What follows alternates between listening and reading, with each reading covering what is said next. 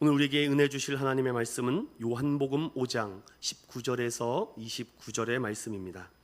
이 계시의 말씀 읽을 때 우리 다 자리에 일어나셔서 한 목소리로 합독하도록 하겠습니다. 시작.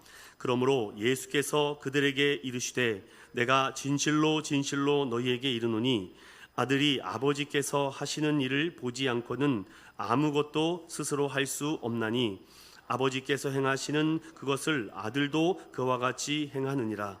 아버지께서 아들을 사랑하사 자기가 행하시는 것을 다 아들에게 보이시고 또 그보다 더 큰 일을 보이사 너희로 놀랍게 여기게 하시리라.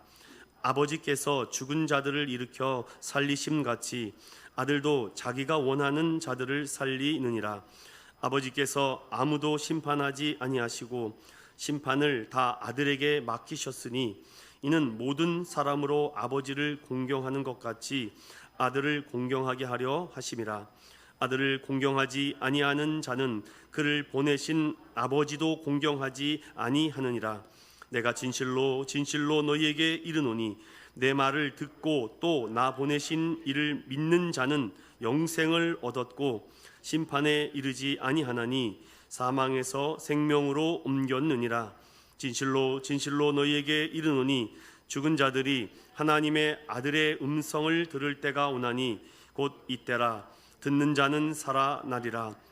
아버지께서 자기 속에 생명이 있음 같이 아들에게도 생명을 주어 그 속에 있게 하셨고 또 인자됨으로 말미암아 심판하는 권한을 주셨느니라. 이를 놀랍게 여기지 말라.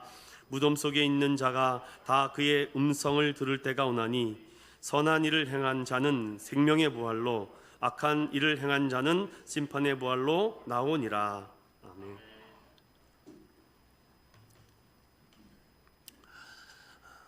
요한복음 강해를 계속해서 주일날마다 드리고 있습니다. 요한복음 말씀을 통해서 제가 여러분들과 나누고 싶은 핵심은 이 요한복음 안에서 감추어지고 드러나 있는 예수님을 찾기를 바란다는 말입니다. 오늘의 말씀의 제목을 따라해 볼까요? 예수님의 세 가지 권세와 결과. 오늘 이 주제를 가지고 오늘만큼은 평소 때도 말씀을 잘 듣지만 오늘은 특별히 더 귀를 세워서 잘 들으셔야 됩니다.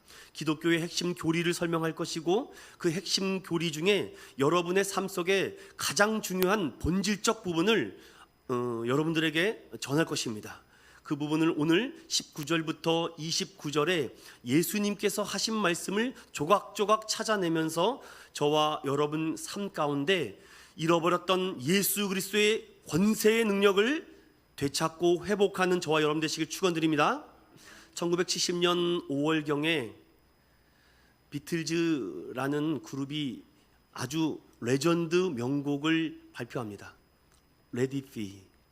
해볼까요? 시작. 하라고 또 진짜 하시네요. 감사해요. 이 말씀을 준비하면서 성령님께서 저에게 또 새로운 또 깨달음을 또 주셔서 Let it be, let it be 이 말을 좋게 순화해서 번역하면 순리대로 사십시오, 순리대로 행하세요 라는 뜻이 될 것입니다. 그런데 이것을 직역하고 의역하면 이런 표현도 됩니다. 따라해 볼까요? 내비둬 내비둬. 이것도 하라 이것도 안 합니까? 왜? 이런 의미가 된다는 것입니다. 그냥 내버려 두라는 겁니다. Let it be. 그냥 하는 대로 내버려 둬. 비틀즈의 작곡가로 존 레논과 폴 맥카트니는요, 그 중에 이 폴 맥카트니가 이 Let it be를 짓게 되죠. 그 어려움과 암흑과 고통과 상처 있는 그 중에 꿈을 꾸게 됩니다. 어머니 메리가 와서 어머니 어떻게 합니까? 이 문제를 Let it be 해. Let it be 하라니까. 내버려 두라고요 어머니? 내버려 둬. 노래가 이런 내용입니다. 가사가 작곡가가 실제 어려움과 암흑 속에 있을 때 꿈에 어머니가 나와 격려해 준 말씀을 노래로 만들었는데 전 세계가 이 노래에 열광을 하죠. 큰 위로와 격려의 감동을 넘어 사랑을 받은 명곡입니다. 여러분은 순리대로 살았더니 잘 되셨습니까? 내버려 뒀더니 일이 술술 잘 풀리던가요? 아니면 무언가 하셔야 되겠다 생각 들었습니까? 순리대로 놓아두는 게 옳을까요? 순리대로 흘러가도록 노력하는 것이 옳을까요? 그러면 다 잘 될까요? 2013년 세계를 히트한 애니메이션 뭐죠 이게? 또 여러분들 어떤 분이 이렇게 하니까 이거를 겨울왕국이라고 말하지 않고 레디꼬라고 얘기하더라고요. 이 애니메이션의 제목은 겨울왕국 1입니다. 그리고 인기에 힘입어 2까지도 나왔죠. 1탄에서 많은 우리 소녀 어린 아이들의 감성을 울렸던 엘사가 부른 레디꼬. 여러분 레디꼬 한번 불러보겠습니다. 시작. 이거 레디비 아닙니까 여러분? 아까 전에 했던 걸 또 하는 것 같습니다. 레디꼬 레디꼬 이거죠 여러분. 멜로디는 레디비 이거하고 완전히 다릅니다 여러분. 이제 헛갈리지 않으셨으면 좋겠어요. 이 노래가 무엇입니까? 이 엘사 공주에게는요 이상한 능력이 있어요. 만지는 것보다 다 얼어버리죠. 그래서 부모가 어떻게 해서든지 숨기죠. 들키지 않으려고. 근데 결국은 들통이 나게 됩니다. 그래서 사람들이 이 엘사의 능력 때문에 다치고 상처받게 되죠. 그래서 본인이 스스로 떠납니다. 성을 떠나고 자신만의 얼음 성을 만들게 되죠. 그러면서 불렀던 노래가 레디꼬입니다. 이 레디꼬를 또 이 말대로 잘 또 해석하면은요 이렇게 또 됩니다. 잊어버려 레디꼬 잊어버리라는 것입니다. 그런데 이것을 또 직역하고 의역을 해버리면 신경 쓰지 마 내비둬 이런 의역과 직역으로도 번역이 가능합니다. 그냥 내버려 두라는 것입니다. 이제 참지 말고 이제 더 이상 두려워하지 말고 겁내지 마. 다 잊고 내버려 둬라는 노래의 한 가사의 내용입니다. 그러면서 여기에서 이런 가사가 있습니다. 나는 다시 울지 않을 거야. 당당히 살아갈 거야. 두 가지의 명곡 레전드에 대해서 레딧 비와 그 다음에 레딧 고를 제가 말씀을 드렸습니다. 그럼 여러분들에게 다시금 묻고 시작하려고 합니다. 그냥 순리대로 내버려 두면은 여러분의 삶과 인생과 신앙이 잘 흘러가나요? 그냥 영적인 지도자나 선생님들이 여러분의 삶과 인생을 터치하지 말고 내버려 두면 여러분들이 진리와 하나님의 은혜와 생명과 영생을 찾으신다면은 좋겠지만 저의 짧은 경험으로는 많이 어렵습니다. 그래서 지도자가 필요한 거죠. 이 가사의 의미를 제가 여러 번 들으면서 많은 사람들이 레딧비와 레딧고의 인생을 원하고 있습니다. 내버려 두란 말이야. 내 인생을 참견하지 마. 내가 무슨 일을 하든지 목사님 신경 쓰지 마세요. 아내가 남편에게, 남편이 아내에게 내가 뭘 좋아하고 싫어하는지 이제는 신경 쓰지 않아도 돼. 예전에는 좀 알아줬으면 하는 마음이 있었는데 이제는 신경 쓰지 마. 우리 그냥 흘러가는 대로 살자. 그렇다면 여러분에게 다시 질문하고 말씀을 시작합니다. 하나님의 마음과 생각과 뜻은 레디비일까요? 레디고일까요? 아니면 또 다른 렛이실까요? 요한에는 지금 5장까지 살펴보면서 세 가지의 표적을 살펴봤습니다. 세 가지의 표적은 사인이라고 말씀했습니다. 이 표적을 보이신 이유가 무엇일까? 갈릴리 가나에서 두 가지의 표적을 보이십니다. 가나의 혼인잔치에서 물을 포도주로 바꾸시는 표적, 분명한 표적의 이유가 제자들에게 믿음을 주시기 위함, 그리고 그 표적을 행한 분이 누구인지를 알게 하기 위해서 그 이사와 능력을 보이십니다. 왕의 신하의 아들이 아픕니다. 그리고 고쳐줍니다. 그리고 그들에게서 하나님의 역사와 능력을 경험하게 합니다. 그리고 대부분의 표적과 이사는요, 예루살렘으로 이제 넘어가게 됩니다. 38년 된 병자가 베데스다 연못에서 치유받기를 간구할 때 나를 그 못에 넣어주는 사람이 없기에 내 인생을 통탄하고 애통해 하고 있습니다. 그럴 때 예수님께서 찾아와서 내 자리를 들고 일어나 걸으라, 그 말을 의지하여 걸어갔다. 이것이 세 번째 표적이 됩니다.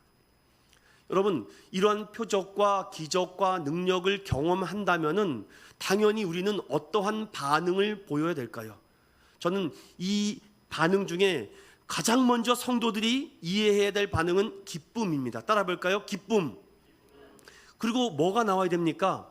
기쁨과 동시다발적으로 감사가 나와야죠. 기쁨과 감사는 한 쌍입니다.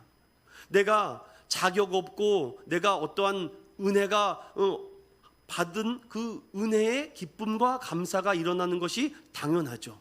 그런데 예수님은 여기서 한 가지 더 중요한 메시지를 던져줍니다. 기쁨과 감사가 있다면 그 기쁨과 감사를 누가 보이셨는가를 너희가 알 때 너희의 삶과 인생이 바뀐다. 예수님이 만약에 우리를 내버려뒀다면, 신경 쓰지 않았다면, 관심이 없었다면 가나의 혼인잔치에는 기적은 일어나지 않습니다. 왕의 신하의 아들은 고침받지 못합니다. 38년 된 병자는 치유받지 못했을 것입니다. 그런데 놀라운 사실은 그 현장에 항상 예수님이 함께 있었다는 사실입니다. 사랑하는 여러분, 여러분들에게 이런 질문을 드려서 정말 죄송합니다. 여러분이 만약에 그 메시아를 만났을 때에 감사하셨고 기뻐하셨습니까? 기쁨이 없다면, 감사가 없다면, 과거에는 뜨겁게 찬양하고 예배하고 경배하는데 왜 나의 얼굴빛은 점점 차가워질까? 왜 얼굴빛이 인색하고 억지로 하는 것 같을까? 우리 믿음의 사람들은요, 엔조이가 아닙니다. 그냥 하룻밤 즐기는 엔조이의 신앙이 아니에요. 우리는 조이풀입니다. 계속 기쁨이 흘러 넘치고 풍성하게 되는 삶이죠. 그래서 주님은 우리에게 이렇게 얘기합니다. 내가 왜 너의 현장 가운데 내가 직접 나타나 너의 삶을 송두리째 뒤바꿔버리는 줄 아느냐? 다시 돌아오기를 위해서, 다시 주님의 품으로 돌아오게 하기 위함이다. 그런 사람들은요, 얼굴빛이 바뀌어집니다. 사마리아 여인이 예수님의 그분이 메시아인 줄 몰랐을 때는 얼굴빛이 어둡습니다. 종종 예배를 드리다 보면 성도들의 얼굴빛이 어두운 분들이 있어요. 그러면 10중 8구는 대부분 영적인 문제입니다. 영적인 문제가 해결돼야지 우리 삶 속에 환한 광명이 찾아오기 때문이죠. 혹시 여러분 본질을 붙잡는다고 하면서 종종 스스로 만들어버린 사고와 감정의 감옥 속에 갇혀있지 않으십니까? 쇠사슬과 수갑에 차여서 어떻게 풀지도 모르고 벗어날지도 모르고 있지 않습니까? 그러면 그러한 분들을 내버려 둔다면 그들은 어디로 가겠습니까? 죄송합니다. 그들이 갈 곳은 지옥 외에는 없습니다. 오늘은 심판과 지옥 얘기를 제가 합니다. 본질을 쫓아가고 붙잡으려 하는 사람들이라면 그대로 머물 수 없습니다. 여기서 이대로 믿음 생활, 신앙 생활, 삶을 계속 누릴 수 없습니다. 레디 삐요? 그것도 여유 있는 사람들이나 노래하는 것입니다. 레디 꼬요? 가만히 내버려 둬볼까요? 신경 쓰지 말아볼까요? 그런데 주님은 요한복음과 이 공관복음 모든 서에 항상 주님이 찾아갑니다. 대표적인 사람이 거라사의 귀신 들린 사람입니다.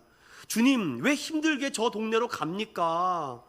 하고 주님은 가야 됐다고 합니다. 제자들은 귀찮아요. 힘듭니다. 육체적인 노동을 하고 물질적인 손해가 나니까 밤이 맞도록 그 배를 저어서 걸어서 땅으로 가는데, 아니 거기 우리를 환영해 주는 사람은커녕 귀신 들린 사람이 꽁꽁 쇠사슬에 묶여서 우리를 잡아먹으려고 합니다. 예수님 거봐요. 이거는 미스테이크, 실수했습니다. 아유, 예수님도 실수하시네요. 그런데 무슨 일이 벌어집니까?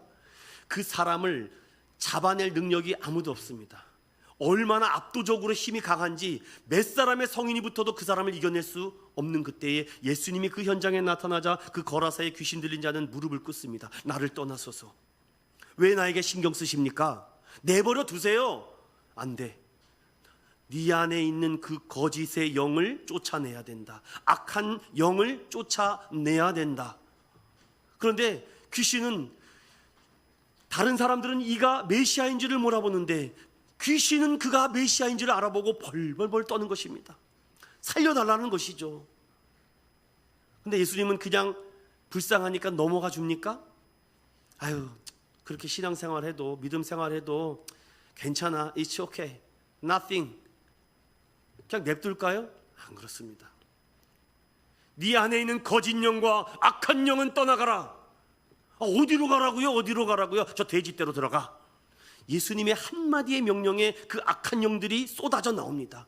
돼지떼에 들어가. 그 돼지떼가 그냥 계곡 아래로 막 뛰어들기 시작합니다. 악한 영들이 들어가면은요, 뭐 상상할 수 없는 일들이 벌어집니다. 만일 거라사의 그 사람에게 예수님이 찾아가지 않았다면 그는 영원한 지옥 형벌을 맛볼 것입니다. 사는 것 자체가 지옥입니다. 그가 기쁨과 감사가 넘쳐납니다. 주님 감사합니다. 당신은 메시아이십니다. 그리스도이십니다. 제가 주님을 따라가겠습니다. 제가 주님을 따르는 제자가 되겠습니다. 오지마, 오지 마라.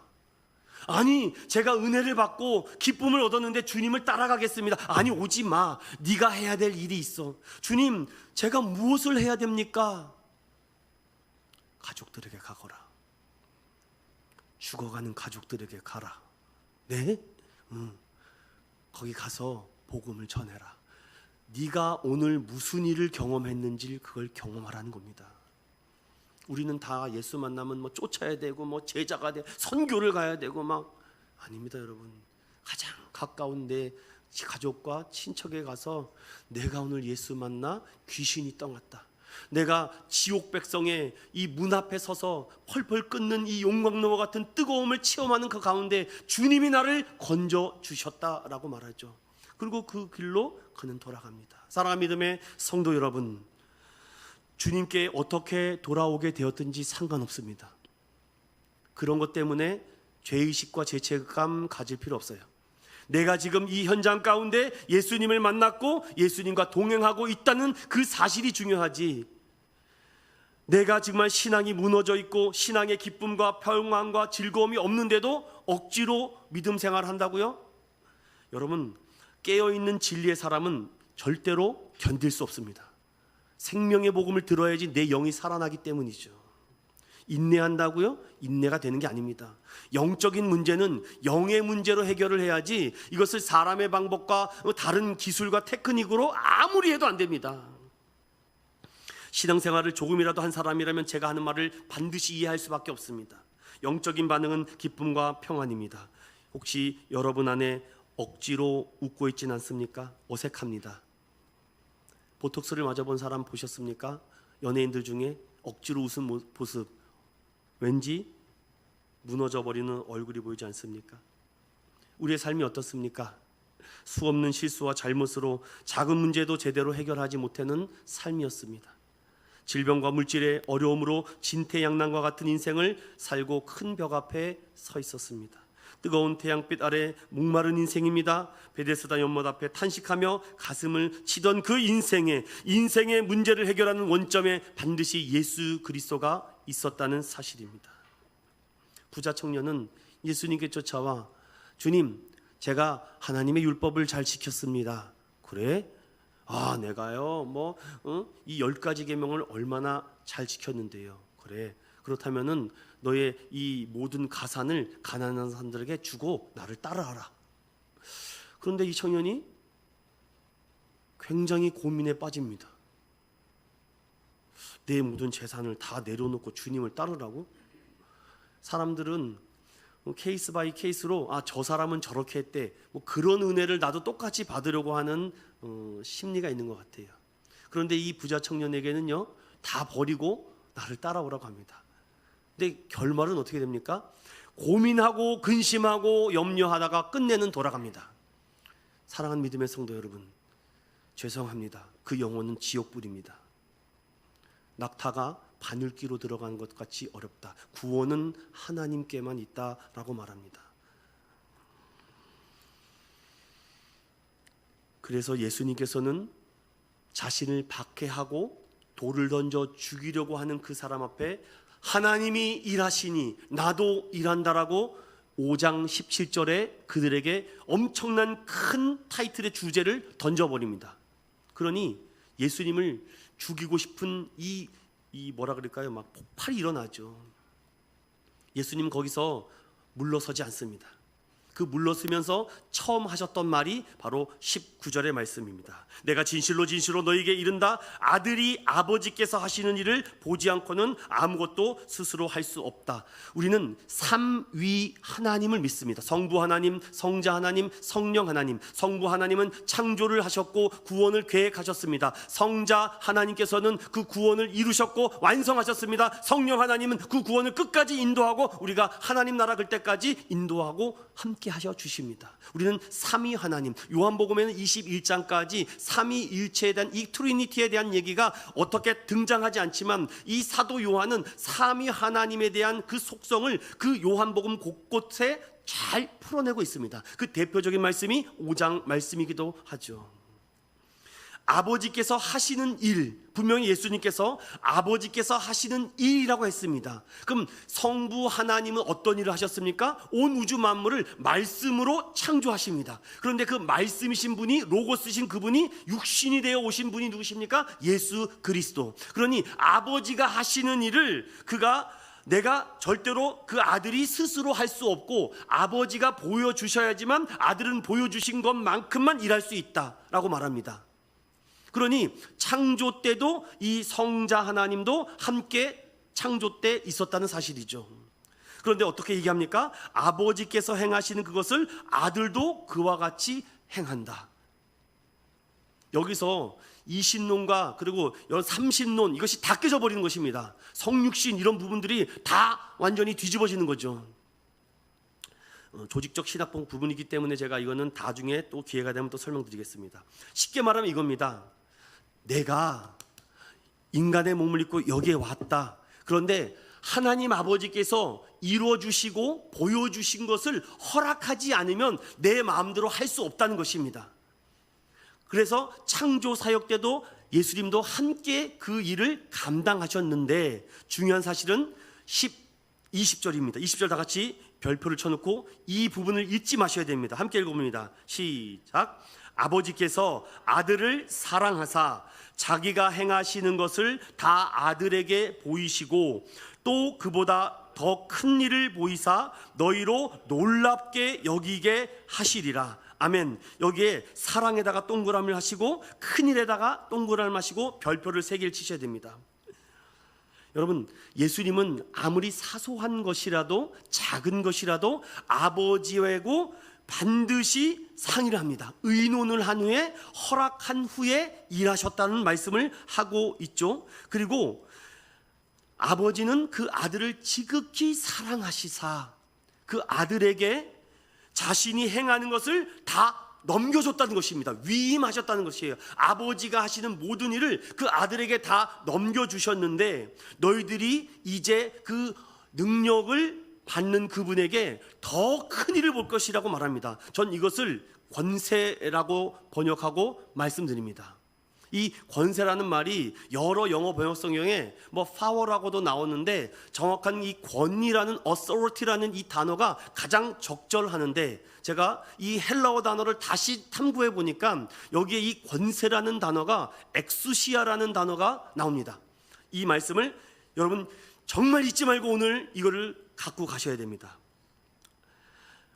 앞으로 더 큰 일을 행하고 나면 내게 있는 이 능력을 아들에게 다 위임할 것이다. 그 위임할 때 그가 권세를 받는데 그 권세 중에 3가지 권세를 아들에게 부여하여 주실 것이다. 오늘 그 3가지를 제가 말씀을 드리려고 합니다. 여러분 먼저 에베소서 2장을 잠깐 열어봅니다. 에베소서 2장 찾으셨나요? 하나님의 큰 일을 기다리는 자들이 그 아들의 사역을 통해 놀라게 되는데 그 큰 일을 왜 하나님께서 계획하시고 보이셨는가? 바로 우리를 위해서인데, 우리를 사랑하시는데 그냥 사랑할 수는 없어요. 왜 사랑할 수 없는지 에베소서 2장 1절부터 여러분 5절까지 읽어보겠습니다. 천천히 읽으시고, 너무 중요합니다. 시작. 그는 허물과 죄로 죽었던 너희를 살리셨도다. 그때에 너희는 그 가운데서 행하여 이 세상 풍조를 따르고 공중의 권세 잡은 자를 따랐으니 곧 지금 불순종의 아들들 가운데서 역사하는 영이라. 전에는 우리도 다 그 가운데서 우리 육체의 욕심을 따라 지내며 육체와 마음이 원하는 것을 하여 다른 이들과 같이 본질상 진노의 자녀이었더니 긍휼이 풍성하신 하나님이 우리를 사랑하신 그 큰 사랑을 인하여 허물로 죽은 우리를 그리스도와 함께 살리셨고 너희는 은혜로 구원을 받은 것이라. 5절에 별표 3개 쳐놓으셔야 됩니다. 다시 말씀으로 요한복음을 돌아와서, 그러면 너희가 허물과 죄로 죽었던 자들입니다. 즉 본질상 진노의 자녀, 즉 하나님의 진노를 임하게 되면 이 하나님의 진노를 감당할 사람이 없습니다. 하나님의 진노를 감당할 분은 오직 독생하신 예수 그리스도 외에는 없습니다. 그는 죄가 없으시기 때문이고 성육신 하셨기 때문이죠. 그런데 하나님께서 뭐라 그러십니까? 그 아들을 통해서 너희를 살리실 것이고 그 은혜로 말미암아 너희를 구원할 것이라고 얘기를 하십니다. 그러면 어떻게 구원하고 어떻게 은혜 받는지를 알아야죠. 그것이 무엇입니까? 하나님의 큰 일입니다. 하나님의 큰 일의 끝장판이 무엇입니까? 이게 십자가입니다. 사랑하는 믿음의 인천은교회 성도 여러분, 오늘 이 시간 십자가를 묵상하세요. 십자가를 묵상하지 않은 그리스도인 거짓 그리스도인입니다. 십자가를 통과하지 않은 성도 참된 성도가 아닙니다. 십자가를 바라보지 않으면 죄송합니다, 지옥불입니다. 저는 단호하게 얘기하겠습니다. 천국 백성은 십자가를 반드시 통과해야지만 주님 나라 들어갑니다. 십자가를 통과하지 않는 자 모두 다 지옥불입니다. 하나님의 큰 일은 예수님께서 십자가에 달리셔서 모든 인류의 죄를 담당하고 죽으셔야지만 하나님의 권세가 아들에게 임합니다. 그 권세가 무엇인지를 이제 찾아가려고 합니다. 내가 얼마나 죄인이었는지, 내가 얼마나 이 자격 없는 자였는지를 십자가를 통과해야지만 그 깊이를 알 수 있기 때문이죠. 그래서 예수님께서는 왜 안식일의 주인이 되시고 내가 율법을 완성하러 왔노라 라고 말씀하십니까? 주일날 예수님께서 사역을 하신다는 것입니다. 무슨 사역을 합니까? 영혼을 살리는 사역을 하겠다는 것이죠. 죄인을 의인되고 죽을 사람을 살리게 하고 구원 사역을, 하나님이 하신 이 사역들을 아들에게 넘겨주어서 아들이 구원 사역의 완성을 이루시게 합니다. 십자가로 시작해야 됩니다. 십자가가 있으니까 부활이 있고 승천이 있고 하나님의 통치가 있고, 하나님의 통치가 있다는 것은 장차 재림하셔서 이 땅을 심판하시겠다는 말씀입니다. 구원의 완성은 십자가를 통해서 걸어가기 때문이죠. 십자가 없는 구원 사역은 모두 다 거짓입니다. 그런 교회에서 빨리 도망치십시오. 십자가를 외치지 않는 목회자의 설교는 들을 생각하지 마십시오. 거짓 윤리 도덕 설교입니다. 십자가 설교는요, 단순합니다. 아주 냉철합니다. 아주 어떻게 되는 잔인할 정도로 냉혹합니다. 예수님은 분명히 말합니다. 나를 통하지 않는 자 어느 누구도 아버지께 올 수 없다라고 말합니다. 성경 요한복음 14장 1절은 너희의 마음에 이것 때문에 근심하지 말아라. 아유, 난 이제 끝났네, 망했네. 그런데 예수님은 이렇게 말합니다. 하나님을 믿으니 또 나를 믿으라. 염려하고 근심하고 걱정하는 그 무리들에게 예수님은 결정체의 이 말씀을 던지십니다. 우리 함께 읽어봅니다. 시작. 예수께서 이르시되 내가 곧 길이요 진리요 생명이니 나로 말미암지 않고는 아버지께로 올 자가 없느니라. 너희가 나를 알았더라면 내 아버지도 알았으리로다. 이제부터는 너희가 그를 알았고 또 보았느니라. 아멘. 사랑하는 믿음의 성도 여러분, 구원의 길이 열려 있습니다. 우리는 정말 축복받은 인생입니다. 구약의 시대를 살고 있는 자들은요, 그 메시아를 바라보면서 믿었습니다. 여호와 이레의 하나님, 여호와 니스의 하나님, 여호와 라파의 하나님, 여호와 샬롬의 하나님, 여호와 로이의 하나님 어디 계시나이까? 엘샤다이의 아도나이여 라고 외쳤습니다. 전능하신 하나님 어디에 계시나이까? 수많은 믿음의 선배들이 그렇게 외쳤습니다. 이제 예수님께서 이 땅에 초림하셔서 오셔서 그들에게 나타나셨지만 그들은 죽이려고 합니다. 핍박합니다. 그래서 하나님께서는 그 아들에게 자신에게 주었던 이 모든 권세를 그에게 넘겨주시며 아들에게 세 가지 권세를 부여해 주셨는데 오늘 그 말씀을 제가 드리려고 합니다. 여러분 잘 체크해 놓으세요. 예수님께서 받으신 이 세 가지 권세는 십자가를 지고 부활하고 나셔서 권세가 압도적으로 강력하게 임하게 되는데, 여러분 21절과 26절을 보십시오. 21절 다 같이 있습니다. 시작. 아버지께서 죽은 자들을 일으켜 살리심같이 아들도 자기가 원하는 자들을 살리시리라. 거기다가 줄을 찾으세요. 아들도 자기가 원하는 자들을 살리느니라. 26절을 보십시오. 함께 읽습니다. 시작. 아버지께서 자기 속에 생명이 있음같이 아들에게도 생명을 주어 그 속에 있게 하셨고. 예수님의 첫 번째 권세는 무엇입니까? 자기가 원하는 자들을 살리는 권세가 있습니다. 사랑 믿음의 성도 여러분, 예수 믿으면 삽니다. 죽은 영혼이 삽니다. 죄인이 구원받습니다. 부활의 소망을 갖습니다. 지옥에서 다시 하나님 나라로 가게 됩니다. 이것이 예수님의 첫 번째로 살리는 권세입니다. 우리 아까 우리 찬양 인도하신 우리 현태 지사님께서 얘기했던 것처럼 내 자아가 죽어야 돼요. 그래서 예수로 산다라는 것은요, 예수님만이 나를 살릴 수 있다는 것입니다. 여러분, 예수라는 의미의 뜻이 무엇입니까? 마태복음 잠깐 넘어가고 있습니다. 마태복음 1장 21절 시작. 아들을 낳으리니 이름을 예수라 하라. 이는 그가 자기 백성을 그들의 죄에서 구원할 자이심이라 하니라. 아멘. 우리가 여기서 선택과 유기 교리가 나오고 로마서 9장에도 그런 교리가 나오는데, 우리는 누가 예수 그리스도로 살리심을 받았는지, 구원을 받았는지 우리는 몰라요. 구원은 하나님께만 있기 때문에. 그리고 그 모든 것은 예수님께 권세를 부어받았기 때문에 예수님을 바라보지 않는 자 하나님 나라 들어갈 수 없습니다. 성경은 그렇게 이렇게 얘기합니다. 자기가 원하는 자들을 살린다. 그러니까 주님은 살리실 수도 있고 죽일 수도 있고 높일 수도 있고 낮출 수도 있고 살릴 수도 있고 죽일 수도 있고, 여기에 명확한 근거가 제시되고 있습니다. 여러분 주변에 예수 믿으라고 하는 그 이유가 무엇입니까? 살리는 영이 있기 때문입니다.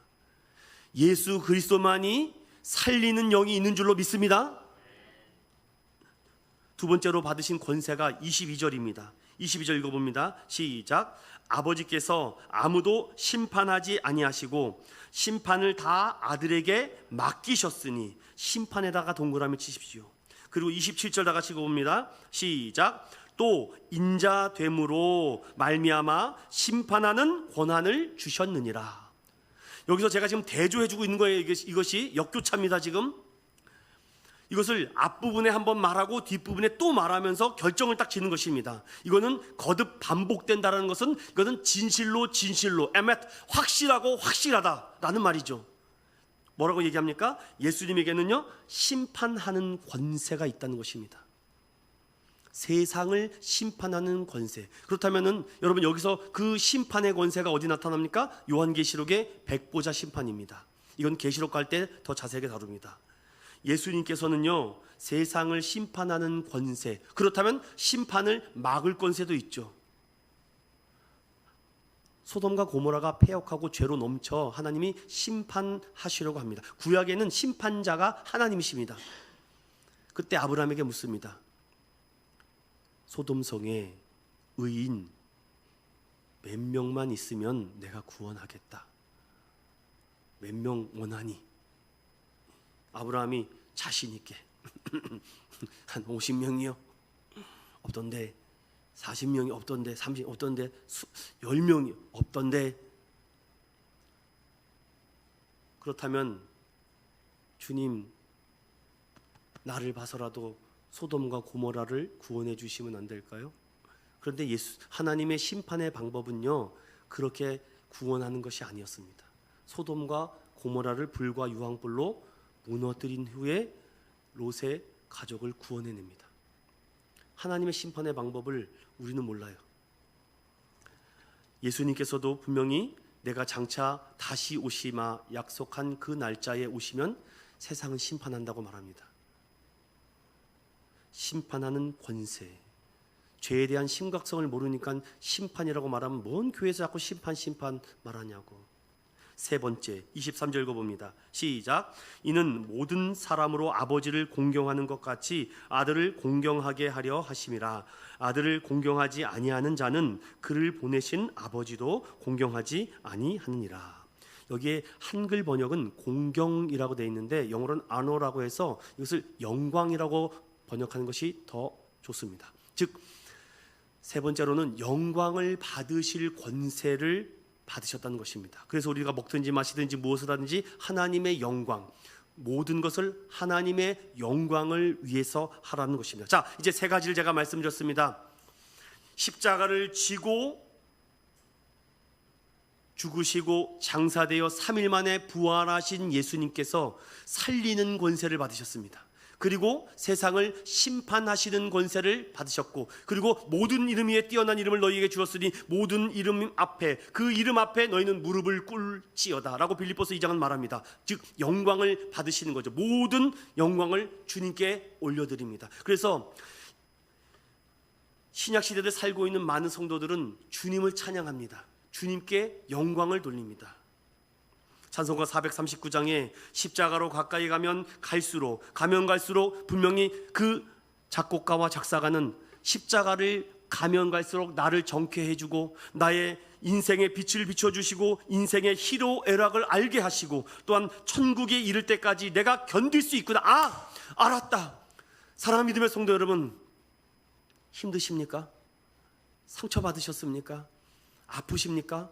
어둠이 찾아오십니까? 절망이십니까? 공격에 빠지셨습니까? 십자가를 묵상하십시오. 십자가를 묵상하십시오. 십자가를 바라보십시오. 주님이 십자가의 고난과 고통을 비교할 수 없습니다. 모든 것은 십자가로 완성되는구나. 그래서 주님은 살리시는 권세, 심판하시는 권세, 영광 받으실 이 권세를 오늘 19절에서부터 29절까지 연속적으로 역교차로 또 반복적으로 말씀을 하고 있는 것이죠. 그렇다면 여러분들에게 또 이런 질문을 드려봅니다. 그렇다면 목사님, 이제 예수님께서 그런 권세를 가지신 것을 알았겠습니다. 그럼 어떻게 해야 됩니까? 어떻게 해야 됩니까? 어떻게 해야 됩니까? 죽음과 심판과 지옥의 문제를 이 땅에서 해결해야 되는데 어떻게 해야 됩니까? 그 결정체가 24절입니다. 24절을 천천히 읽어봅니다. 시작. 내가 진실로 진실로 너희에게 이르노니 내 말을 듣고, 여기에 네모칸을 치십시오. 내 말을 듣고 또 나 보내신 이를 믿는 자에다 또 네모칸 하세요. 계속 있습니다. 시작. 영생을 얻었고 심판에 이르지 아니하나니 사망에서 생명으로 옮겼느니라. 교회가 가장 이 문제를 시급하게 다뤄야 됩니다. 사회봉사하러 가라고요? 교회는 사회봉사하는 단체가 아닙니다. 구제 왜 안 하냐고요? 교회는 구제하는 단체가 아닙니다. 본질적으로 영혼을 복음으로 변화시켜 새로운 신분을 받게 하는 것입니다. 영접하는 자 곧 그 이름을 믿는 자는 하나님의 자녀가 되는 엑수시아, 권세를 주겠다. 이 권세는 힘과 능력을 말하는 것이 아니라 신분의 변화를 얘기하는 것입니다. 신분의 변화를 받은 자만이 하나님의 큰 일을 믿을 수가 있습니다. 믿으십니까? 하나님의 큰 일을 믿어지지가 않아요. 내 말을 듣고 나 보내신 이를 믿어야 된다고 합니다. 즉 듣고 믿어라. 듣고 믿어라. 듣지 않는 자 절대로 믿음이 자라나지 않습니다. 한 주에 한 번 설교 듣고 믿음 자라났다고요? 죄송합니다. 그런 거짓말 하지 맙시다. 저도 한 번 들어도 믿음이 안 자라던데요. 목사인 나도 설교 한 번 들어도 믿음이 안 자라는데 대단한 믿음이시네요. 어떻게? 그러니 한 주간 동안도 성경 한 절도 안 읽고 말씀도 안 듣고 하는데 어떻게 믿음이 자라납니까? 여러분, 그 좋은 최신형 휴대폰 가지고 뭐 하십니까? 게임 하십니까? 아니면 뭐 뉴스 보십니까? 스포츠 보십니까? 그런 보는 시간만큼 하나님 말씀을 가까이 해보십시오. 내 영혼이 정죄함에서 벗어나게 되고 내 영혼이 살아나게 된다면은요, 여러분은 지금 그 아까운 시간들을 왜 보내십니까? 긴장 속에서 하루하루를 살아도 모자라지 않습니까? 그러니 교회는요, 사회 보건단체가 아닙니다. 구호단체가 아닙니다. 죄인을 구원시켜 하나님의 자녀 만드는 것이 교회인 줄로 믿습니다. 이것을 가장 먼저 시급하게 해서 헌금도 사용하는 것이고 시간도 사용하는 것이고 그 영혼을 구원하기 위해서 몸부림을 치는 것입니다. 교회가 이런 일을 하지 않으면 거기는 오락실입니다. 그냥 놀이터예요. 그곳은 목회자가 정신이 온전하다면 1년에 못해도 최소 50번 이상의 십자가 설교를 하지 않으면 안 됩니다. 이거는 뭐 성탄절과 부활절에만 십자가 설교를 하면 되겠습니까? 그러니 한 주간 동안 지옥 백성의 지옥의 불구덩이 앞에서 살다가 간신히 주일날 교회 오니까 뭔 은혜가 되겠습니까? 교회 오니까 더 힘들어져 갑니다. 교회 와도 별거 아니네. 십자가를 들어야죠. 십자가를 묵상해야죠. 십자가를 바라보지 않고 어떻게 내 영혼이 살기를 원하십니까? 분명히 성경은 말합니다. 십자가를 바라볼 때 너의 영혼이 살아날지어다. 심판의 권세에서 벗어날지어다. 모든 영광을 나에게 돌리는 것이 아니라 하나님께 돌린다. 이것이 우리 신앙의 믿음의 고백 아닙니까? 내 말을 듣고 나 보내신 이를 믿을 때, 그렇다면 사랑하는 여러분, 여기에 조금 더 부연 설명을 더 드리고 마무리 짓겠습니다. 이 죽음과 이 심판과 이 지옥의 문제의 해결책 어떻게 해야 되는가? 하나님 우리에게 지적 능력을 주셨습니다. 그래서 회개도 지적 회개가 필요합니다. 지적 회개가 일어나기 위해서는요, 들어야 됩니다. 즉 내용이 필요하다는 것입니다. 그냥 주야 믿습니다. 그냥 교회 열심히 다니는 걸로 여러분 안 돼요. 그것을 가지고 여러분들 이해되는 게 아닙니다. 전 여러분들에게 이렇게도 말씀을 드리고 싶습니다. 믿으면 된다. 믿으십시오. 믿으면 된다. 그것도 틀린 말은 아닌 것 같지만 더 정확한 말이면 우리가 믿을 수 없기 때문에 믿음의 주요 온전케 하신 예수를 바라보는 줄로 믿습니다. 내 믿음을 어떻게 자랑합니까?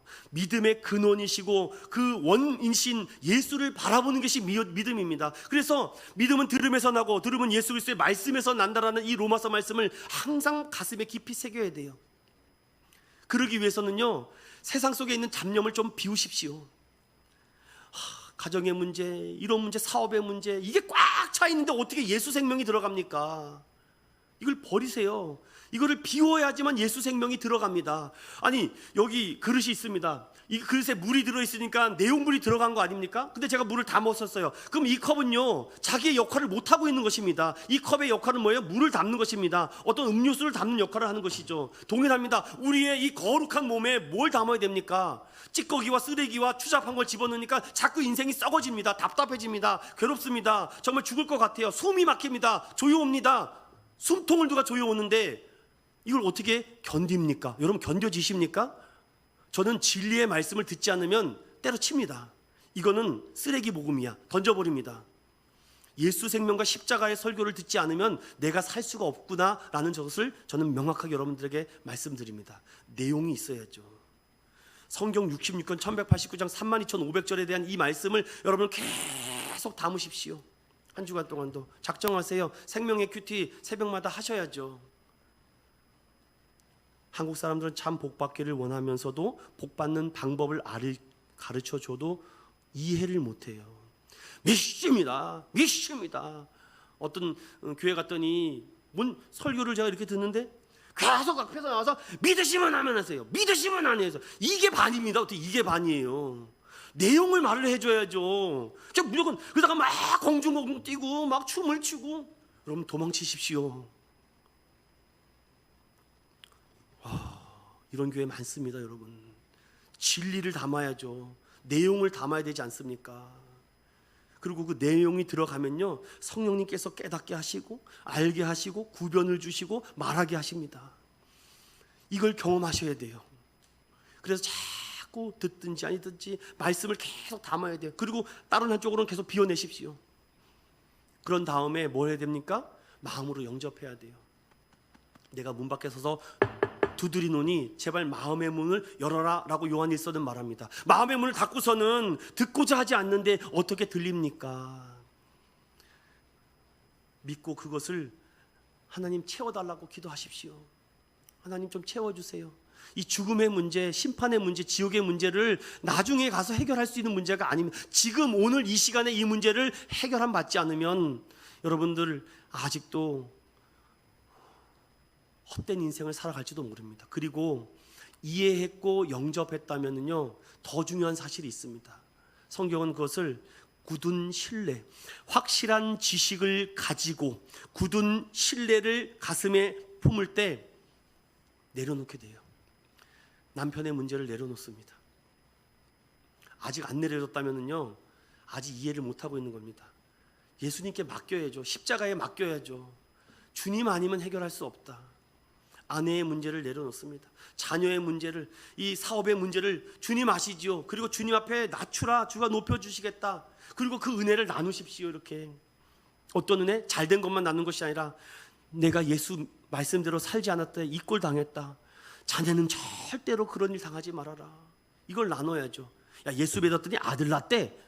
이건요, 저기 대구 팔공산에 가면 많이 듣습니다. 여러분, 우리 믿음의 사람은요, 내가 주님 앞에 무너진 자아를 고백하는 겁니다. 내가 술을 끊게 됐다고, 내가 어느 날 말씀이 자꾸 꿀송이처럼 달게 되더라고, 내가 정말 가진 건 없지만 하나님의 말씀 때문에 부요함을 얻었다고. 이걸 자꾸 나누십시오. 이렇게. 근데 성령은 거기서 역사가 일어납니다. 사망에서 생명으로 일어나는 변화들이 막 일어나요. 막 온몸이 짜릿짜릿합니다. 소름이 막 돋습니다. 그런 진리의 말씀을 들어야 돼요. 선한 목적의 유기성 목사님이 페이스북에 올린 글을 읽다가 참 감동이 된 글이 있습니다. 거창의 어느 한 교회에 집회, 부흥회 집회를 갔더니 믿지 않는 사람들도 오셨다고 합니다. 그래서 거기서 여러 가지 말씀할 게 많이 있지만 지옥에 대한 말씀을 했다고 합니다. 어르신, 예수 믿고 꼭 천국 가세요, 지옥 가지 마세요 라고 이렇게 부드럽게 얘기했더니 거기 한 분이 손을 딱 드는, 목사의 양반, 지옥에 가봤소? 이렇게 말했더니 저는 가보지 못했습니다. 그러나 하나님의 말씀인 성경을 믿습니다. 성경에 분명히 천국과 지옥이 있다고 하였습니다. 물론 죽고 나서야 천국과 지옥이 정말 있는지 알 것이지만, 그러나 천국과 지옥은 가벼먹고 알면 늦습니다. 지옥에 가게 되었다면 그때 알면 뭐합니까? 소용없습니다 라고 말했더니 그 어르신이 꼬랑지를 내더랍니다. 여러분, 천국이 만약에 없다면 우리가 사는 세상은요, 지옥의 불구덩이입니다. 저도 천국이 없다면은요, 이렇게 살지 않습니다. 저도 마음대로 살죠. Let it be, let it go. 천국이 있기 때문에 견딜 수 있는 것입니다. 천국이 있기 때문에 참을 수 있는 것입니다. 천국이 있기 때문에 하나님의 큰 일을 바라보는 것입니다.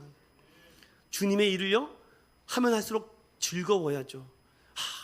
내가 사는 날 동안 주님을 위해서 희생하고 헌신하고 할 수 있다는 게 은혜가 돼야죠.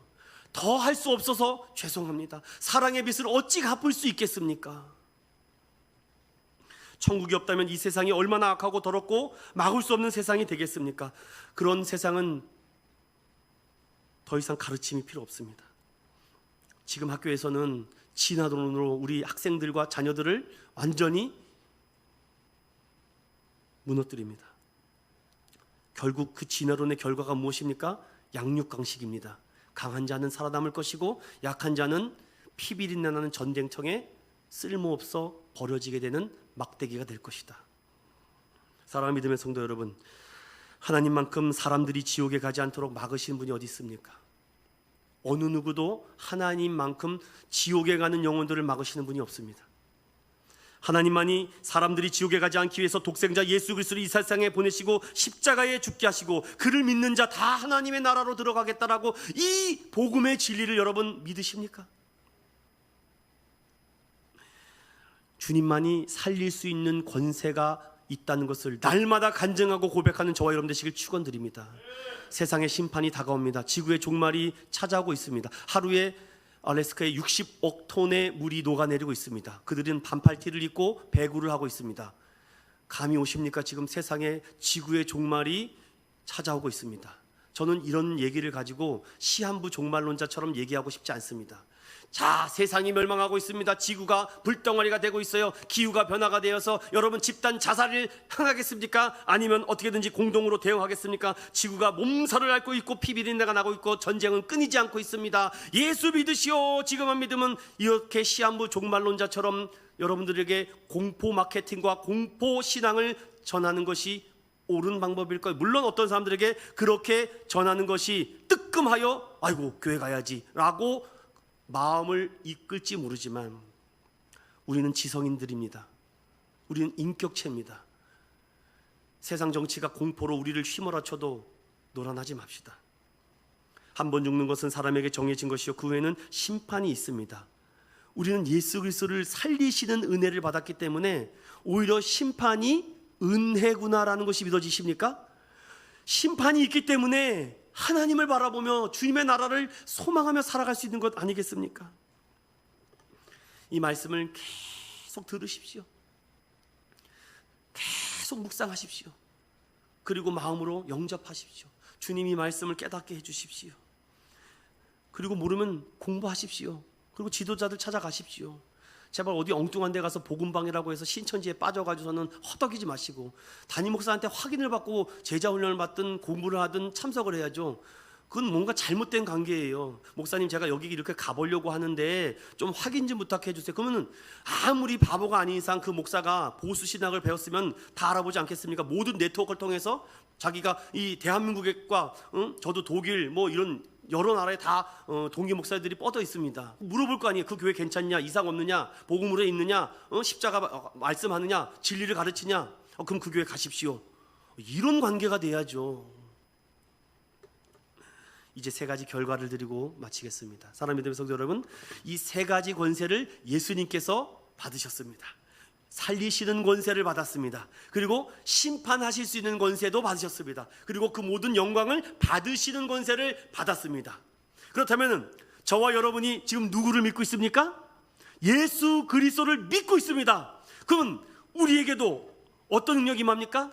세 가지 결과는 이겁니다. 여러분 1번을 읽어봅니다. 시작. 믿으면 영생을 얻는다. 이제 우리를 죄인 취급 안 하십니다. 신분이 변화되었기 때문에 우리를 의인이다. 우리에게 영원한 생명을 준다는 것입니다. 살리시는 주님을 믿으면 우리가 영원한 하나님의 나라를 우리의 소유로 삼기로 그런 믿음으로 달려가시기를 예수님으로 축원드립니다. 그리고 심판받지 않는데요. 이것이 마지막 10가지 재앙의 6월의 은혜라는 것입니다. 6월의 은혜. 넘어가는 것이죠. 이 죄와 심판과 사망에서 우리를 넘어가게 해주신다는 것입니다. 심판을 받지 않아요. 마지막 하나님의 심판대 앞에 딱 섰을 때 주님께서 우리를 변호해 주십니다. 이는 이 땅에서 십자가를 바라봤다. 그래, 하나님 품으로. 이는 십자가를 바라보지 않았다. 지옥으로. 딱 두 개 외에는 없습니다. 백이면 백이고 흑이면 흑이지 중간에 저는요 그래도 교회 조금 다녔는데요 그것도 안 됩니다 여러분. 그리고 두려워하지 않습니다. 여러분을 사랑하는 의미에서 이 말씀을 드리고 마칩니다. 두려워하는 것도 죄입니다. 예수님의 살리시는 권세와 심판을 받지 않는 권세를 우리가 믿고 바라보는데 두려워하는 것, 그것도 죄라는 것이에요. 두려움이 찾아올 때 여러분 따라합시다. 부활의 능력을 바라보자.